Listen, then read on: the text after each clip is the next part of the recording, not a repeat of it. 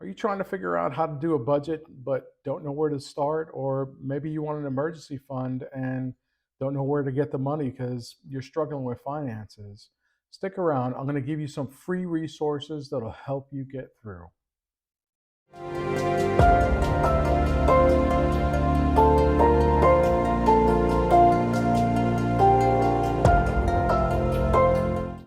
Hello, everyone. Welcome back to The Obedient Life. My name is Noel. If you're tuning in for the very first time on this channel, we're discussing our journey from being in debt and living in the city to becoming debt free and following our dreams of starting a first generational farmstead, and doing that by simply following biblical principles. Today, we're going to be discussing step number 2 in our 8-step video series, basically how to achieve financial freedom. We're going to start out with discussing emergency funds and then budgeting. Now, if you haven't done these things before, don't worry.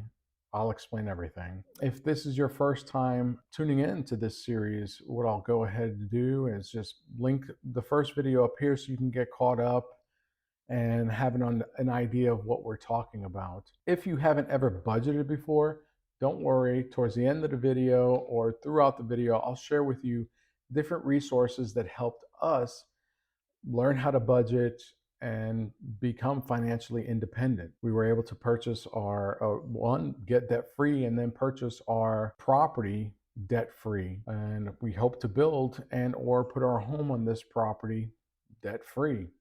Our goal in the series is to help and share with you basically what we learned along our journey. And we hope that you receive the same blessings and peace and joy and just plain old contentment like we received. All of the recommendations and the steps that we took came from various different resources and books that we've, read. And we're going to go ahead and share those with you. Now, I know you're trying to get out of debt and you're looking for resources that may not cost you any money or very little money, something that fits within the budget. And that's what we're here to help you with. If you don't have a library card, I highly encourage you to get one. Then you'll be able to download the apps like Libby or Hoopla and start gaining access to even more free resources. Some libraries even offer audiobooks that you can listen to and download free on your smart devices. If you're able to invest in taking a class like Financial Peace University or Crown Ministries, I especially encourage that, especially if you're struggling to break free of the hold of the use of credit cards or debit cards. It's well worth the money. Don't forget to hit that like and subscribe button below. It really helps us in the channel, basically to get this message out to other people who may also be struggling with debt and finances. And if you find this video helpful, just please give us a thumbs up. And it's just right there. Okay, let's dive into it. This is going to be step number 2.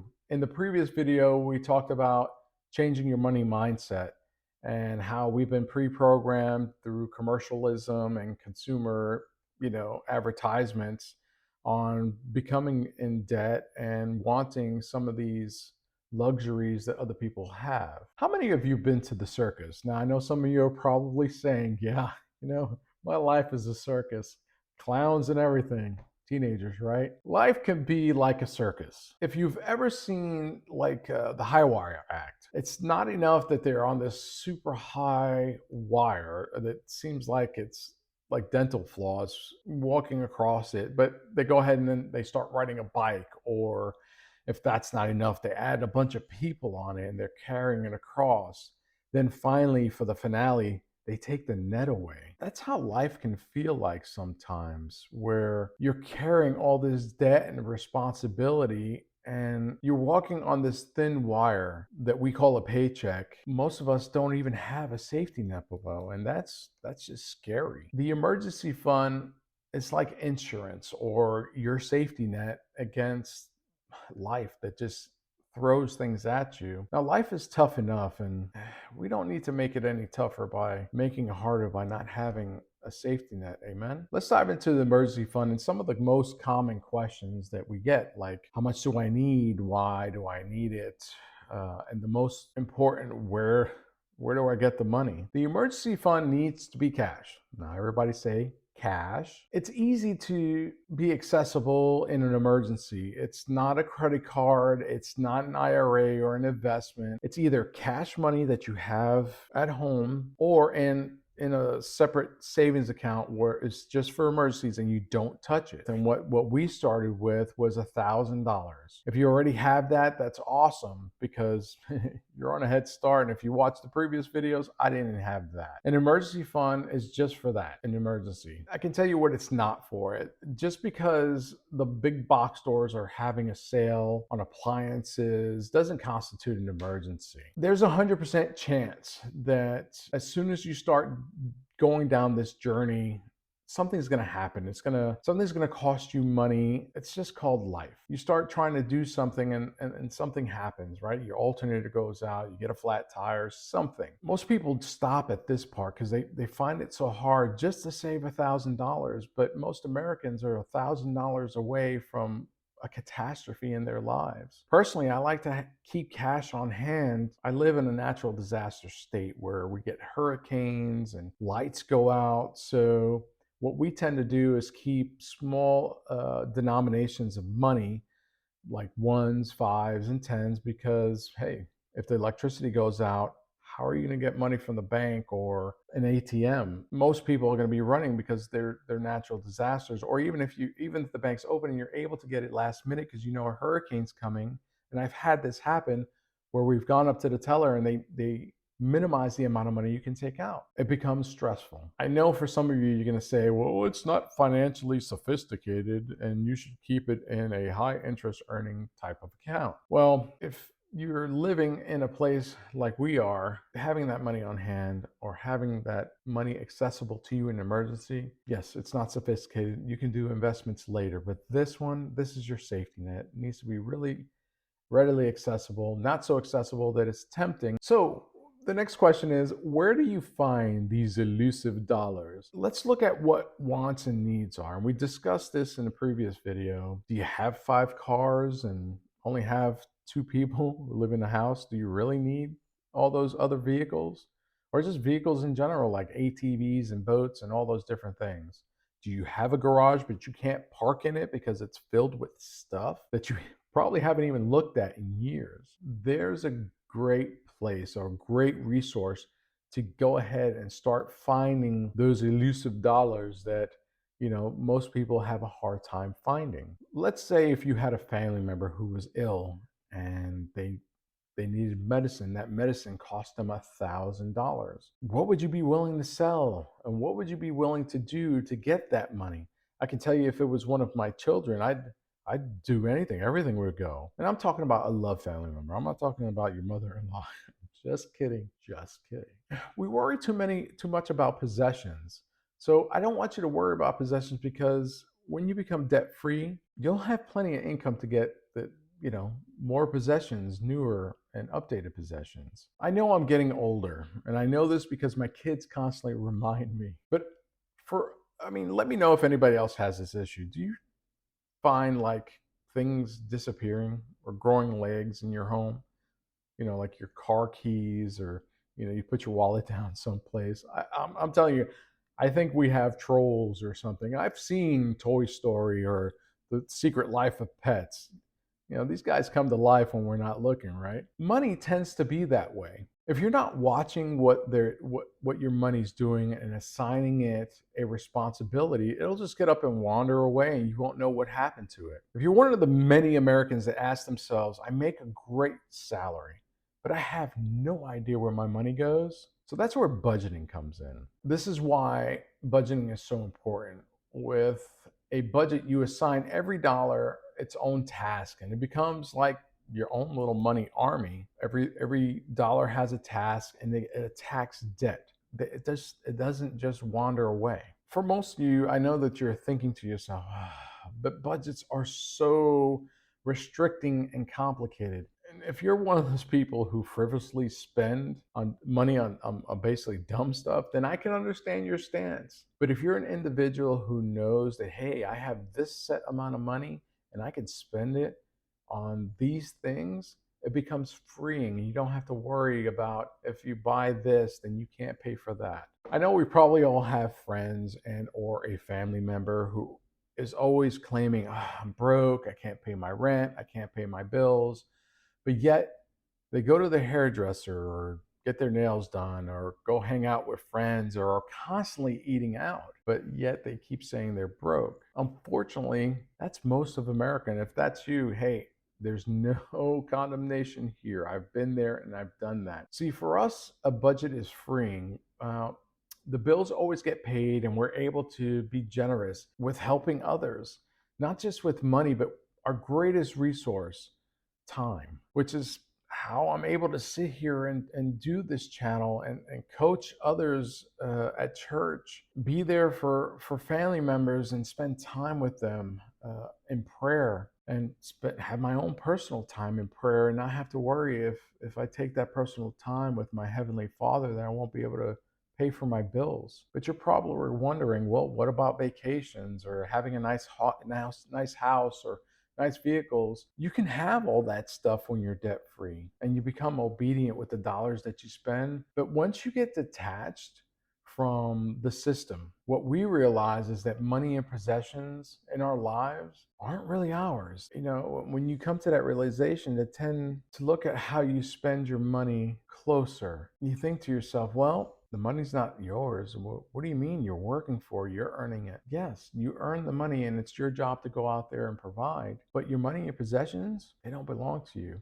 The gifts that God's placed in your life, they don't belong to you. Well, you're probably asking yourself the question, well, then who do they belong to? Well, he's the master of the universe. Not that one. I'm talking about the great I am, the author of life himself. I'm talking about God. Psalms 50:10-12 basically breaks it down that for every beast of the forest is mine, the cattle on 1,000 hills. I know every bird in the mountains, and everything that moves in the fields is mine. 1 Corinthians 7:23, you've been bought at a price. Do not become slaves of people. You were bought with blood. For every hair on your head is numbered, scripture says. We belong to him. I want you to think about it this way. Imagine you're a business owner and you hire someone to basically run your business. It comes with some really cool perks. You and your family get to live in the company house and drive the company car and even use some of the company finances to purchase your food and provide for your family. But there's one catch, is that you have to manage this business and these finances according to the business owner. It all belongs to him and you just have to manage it according, or if you're the business owner, you hire somebody, all I have to do is follow your direction. And those of you who are parents can understand this and empathize with this because, you know, we do this with kids. If you live off of someone else's money, like a teenager, just think about it for a minute. How would you react if someone steals the money and possessions that you are in charge of? Now, they don't belong to you, they belong to someone else, but you're in charge. You know, yes, you may be upset because you're responsible for it, but at the end of the day, that person who stole that stuff or broke in or whatever the case may be, they have to answer to the owner.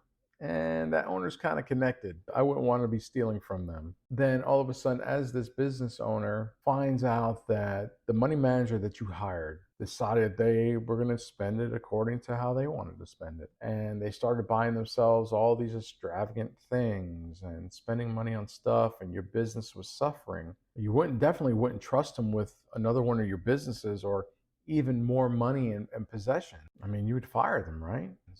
You would be like, no, you can't manage what I've given you. I'm not going to give you anymore. Something happens when you take off that owner hat and you put on that manager hat, and you start managing money according to how God intended. Luke 16 basically puts it, whoever can be trusted with very little can be trusted with very much. Whoever is dishonest with very little will be dishonest in very much. So if you keep saying, God, give me more money, and you're just wasting it away, do you think he's going to give you more? Let's dive into starting this budget. Okay, step number one, stop creating more debt. You have to stop using the credit cards, stop swiping, don't take out any new lines of credit. That's what we had to do. And we came to that realization, hey, this doesn't belong to us. We got to stop messing around with this. What we did was get all of our bank statements, credit card statements, statements from whatever financial institution that you're using to spend money, basically go through them and start organizing, seeing what you spend on grocery bills and eating out, on gas. Give them their own pile, organize them so you can see what you're spending in these different areas. But I want you to organize all this spending. Below, I'm going to link to different websites that offer free budgeting, either apps or spreadsheets or just a printout. So if you want to just write it out yourself, but you want to know how to organize this, so don't freak out. The information is in the description. I'm not going to leave you hanging. They're all free. Now, if you go through some of them, they do offer paid stuff, but they're all free down there. And once you go through this budget and you organize it, trust me, it's going to be eye-opening, especially if you're eating out or how much you spend on entertainment, to include TV and some of the other things that we spend, like sports channels and different movie channels and stuff like that. One thing that Ramsey Solutions offers that we still use to this day is called the Every Dollar app. There is a paid portion of the Every Dollar app, and I don't recommend that because you're starting out. I love their app. I just don't like the paid portion where it directly connects with your bank account, but there's a delay there. So when you're starting out this journey, you don't need a delay. You need to know how much money you have right there and then. So if you want to do an envelope method, that's cool. If you want to get a separate account to have nothing but your spending in there, that's awesome. But I wouldn't go ahead and add on or pay for that feature because there is a delay there from when you spend something and when it reflects in your bank account to when it actually uploads in the account. If you're entering that stuff in yourself every day in that app, well, the cool thing is if you have a spouse or a significant other, they see that instantaneously. So if you go to the store, you buy groceries, they see you went to the store and you got groceries because you entered it in the app. So if you forgot something, you tell them, hey, pick up A, B, C, and D. Well, they can look in the app and say, okay, well, our budget has this amount of money. That's how much I can spend. Another great thing is there's a ton of different YouTube videos out there walking you through how to set up this budget. One hint that I would tell you is that set it up on your computer first, then you can use it on your cellular device or your smartphone device because it's a little more challenging trying to do it on the app than on the computer. Don't let this freak you out. There's tutorial videos that Ramsey Solutions has, and it's all free. They have spreadsheets, so does Crown Ministry, so does the Ron Blue Institute, and they're all linked below. I gave them to you for free. So that way you don't have to worry about where to start. Well, that's basically it. Thank you so much for tuning in. I hope that you found this video helpful, and the next video we're going to go ahead and discuss crushing debt by using the debt snowball.